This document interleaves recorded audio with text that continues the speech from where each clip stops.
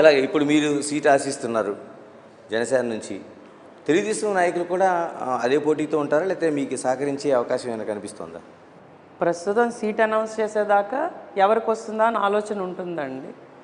Seat వచ్చిన తర్వాత నేను మీకు ఒకటే చెప్తున్నాను, వైఎస్ఆర్సీపీ ఏతర ప్రభుత్వం, వైసీపీ విముక్త ఆంధ్రప్రదేశ్ కావాలని అందరూ కోరుకుంటున్నారు.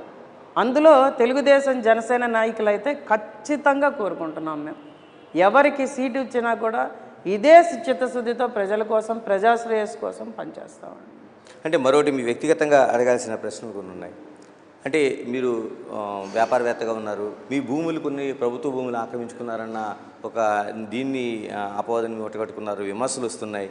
ప్రజా జీవితంలో ఉన్న తర్వాత, ప్రత్యేకంగా జనసేన లాంటి పార్టీలు ఉన్న తర్వాత దాన్ని ఎలా క్లియర్ చేసుకోగలుగుతారు మీరు?